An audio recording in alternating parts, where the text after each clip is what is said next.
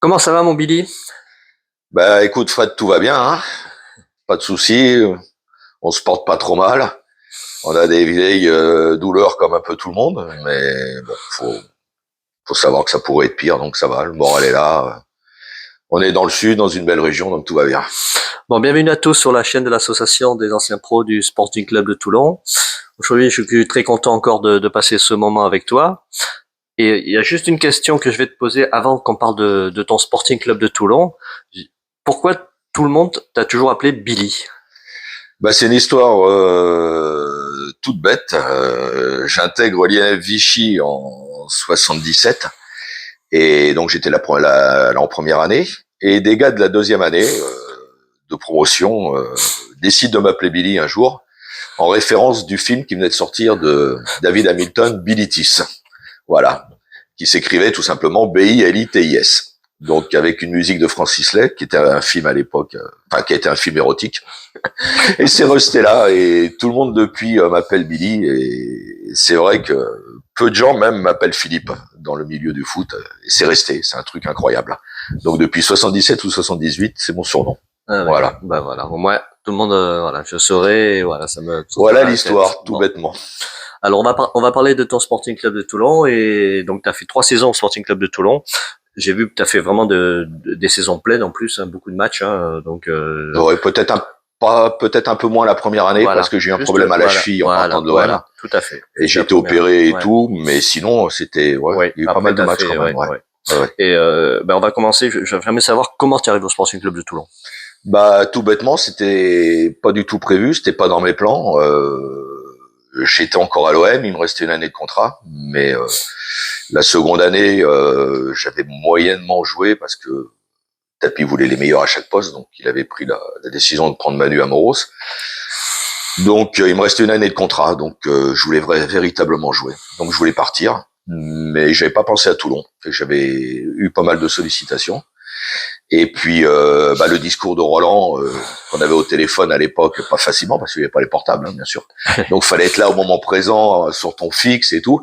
Et quand j'ai eu Roland, c'est vrai que au bout de 30 minutes de discussion, parce que c'était long avec lui, il avait les mots pour convaincre, quoi, en voulant monter une équipe compétitive. Et puis quand il m'avait donné la liste un peu des noms qui venaient rejoindre ceux qui étaient déjà en place, où il y avait déjà des Ouais, bons joueurs, ouais, bah ça m'a convaincu complètement, et je suis ouais. venu véritablement facilement et avec l'envie. Au Sporting. Voilà. Quand t'arrives, il y a des joueurs enfin pas qui te marquent, mais il y a des joueurs avec qui tu vas peut-être louer une affinité, une.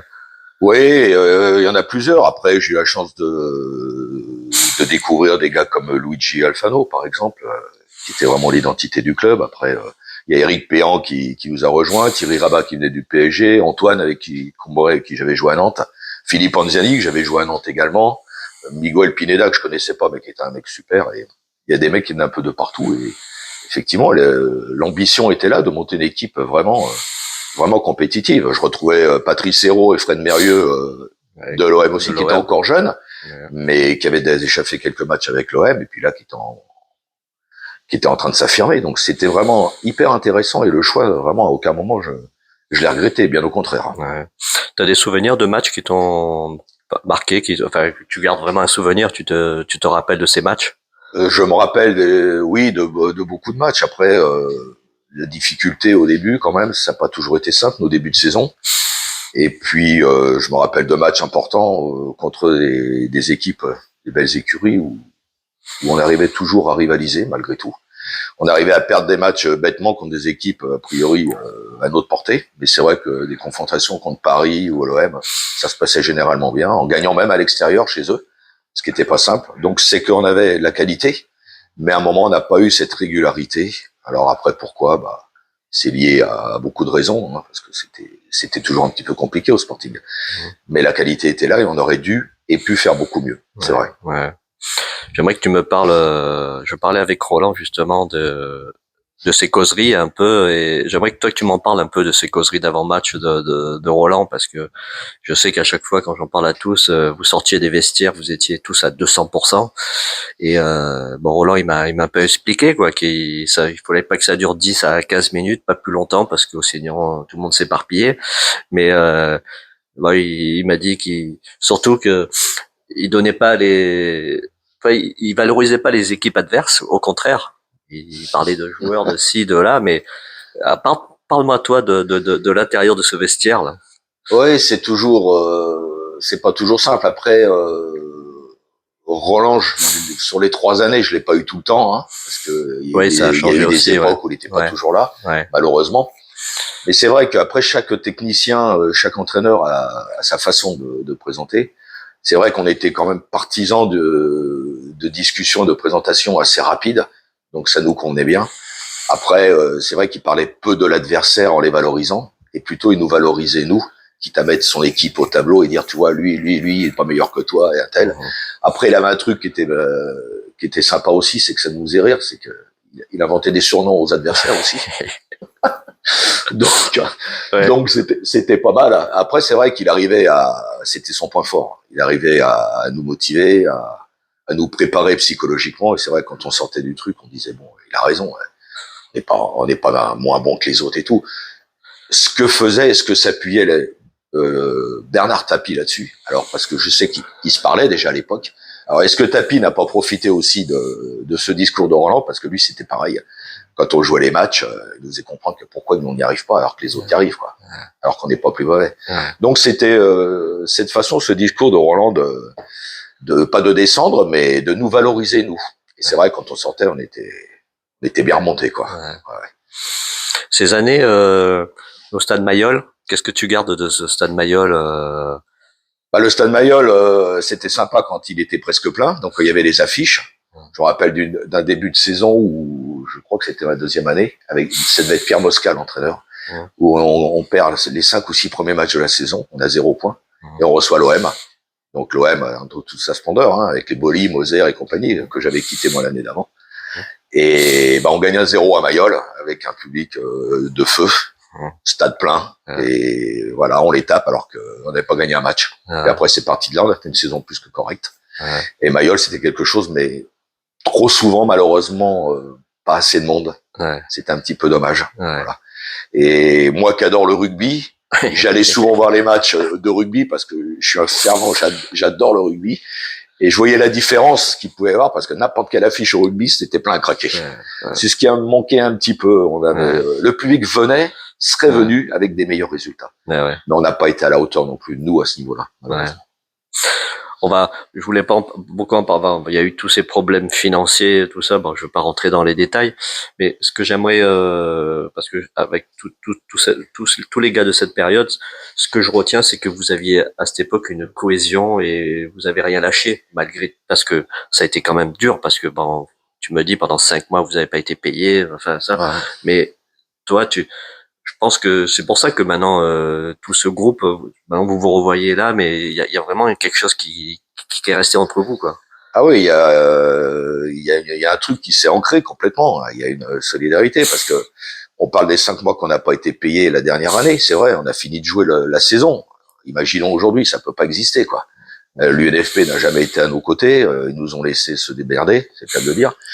Mais en plus de ça, pendant les 3 ans que j'ai passés, il y a eu des périodes où il y avait des retards de salaire en plus, tout le temps.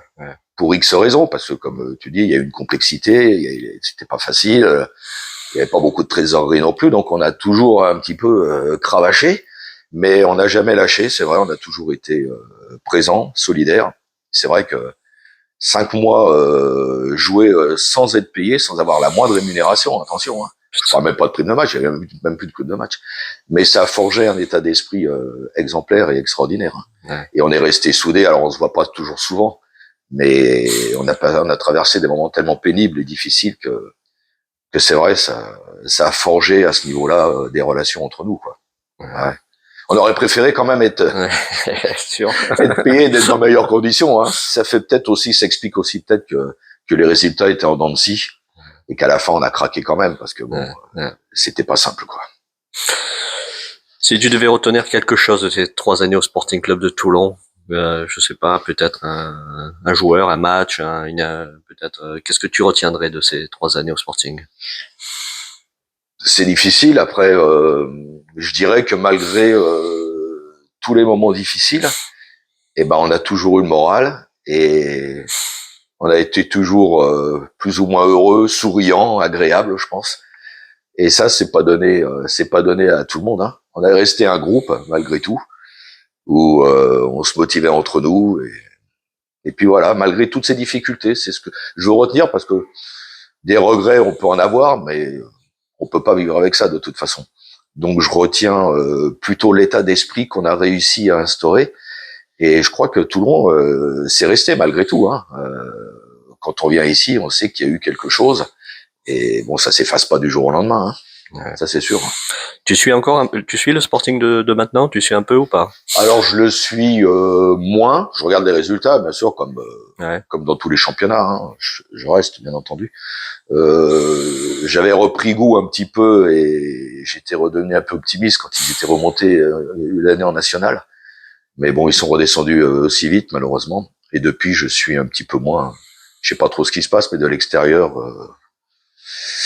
On a l'impression il y a un certain gâchis parce que Toulon, on en a déjà discuté. Pour moi, c'est peut-être pas un gros club de Ligue 1, mais aujourd'hui, avec l'environnement, avec le potentiel qu'il y a dans la région, des belles installations, je pense que ça devrait être un club qui s'installe sur la durée en Ligue 2 avec un beau petit stade, un bon petit public. Ça devrait être un club de Ligue 2 qui devrait jamais descendre et qui pourrait peut-être un jour accéder à l'échelon supérieur comme ça peut arriver, mais qui doit pas être aujourd'hui n'est pas à sa place. Ça c'est sûr. Ben, c'est tout ce qu'on va leur souhaiter. Bon Billy, je suis content d'avoir passé ce moment avec toi et à bientôt. Merci Fred, c'était super sympa.